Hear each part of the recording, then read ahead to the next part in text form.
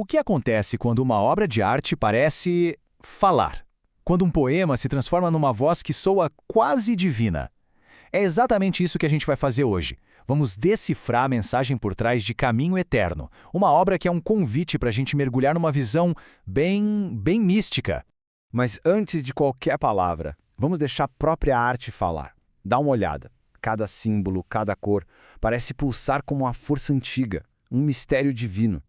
É exatamente dessa visão que nasce a voz que a gente está prestes a ouvir. A grande pergunta aqui é: quem é que está falando através dessa obra? Para a gente descobrir, primeiro a gente precisa se conectar, sintonizar com essa voz que emerge da visão. Olha, logo de cara, a mensagem já é de uma presença super atenta, que ouve as preces subindo como chama ao céu. Essa entidade, então, não é uma força distante, apática, pelo contrário, é um guia ativo, o sopro que guia e a luz que rompe o véu da nossa própria incerteza. Ok, mas quem é essa entidade? O poema vai dando pistas, construindo essa identidade, sabe, camada por camada. Vamos seguir essas pistas e tentar montar o perfil desse guia eterno. A identidade se revela em 4 afirmações muito fortes. A primeira é um sopro, algo sutil, uma força quase que imperceptível que orienta quem passa em rumo. Logo em seguida, se apresenta como uma luz, uma clareza que traz a verdade, que rasga o véu da ignorância, da confusão. Aí o poder dessa entidade cresce absurdamente, se tornando o rio que muda destinos. Pensa nisso, uma força da natureza que pode alterar o curso da vida. E por fim, a promessa de uma lealdade absoluta, a mão que nunca vos deixa. Então, em só 4 versos a gente tem um guia, um revelador, um poder que transforma e um protetor que está sempre lá. Beleza, agora que a gente já entende um pouco a natureza desse guia, qual é exatamente a promessa dele? É aqui que o poema começa a conectar as palavras com os símbolos visuais da arte. É aqui que a conexão entre palavra e imagem fica ainda mais forte. As peças de xadrez, o rei e a rainha, elas simbolizam os jogadores no grande tabuleiro da vida. E elas estão envoltas por uma fita roxa, que é a cor da realeza, do divino. Isto sugere que os destinos delas estão sob a influência dessa entidade superior que abre caminhos. Essa metáfora do xadrez é muito poderosa. A vida é tipo um jogo de estratégia, né?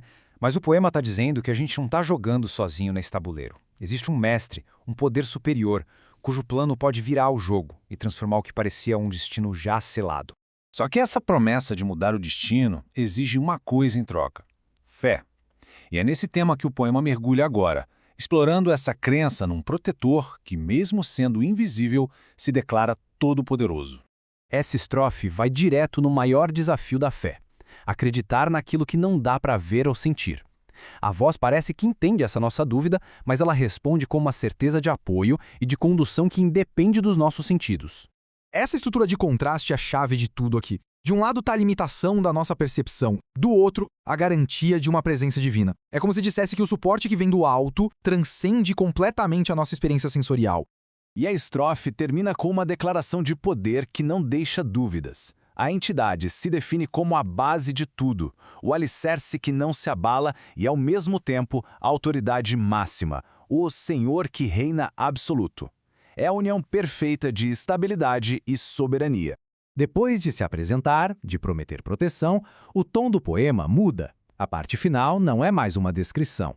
Agora é uma convocação, um chamado bem direto à adoração. O comando é claro: adorai.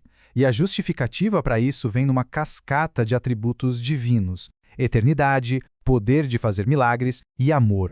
E mais, se declara como a totalidade da existência, o começo e o fim de tudo, e finalmente, o guardião de todos.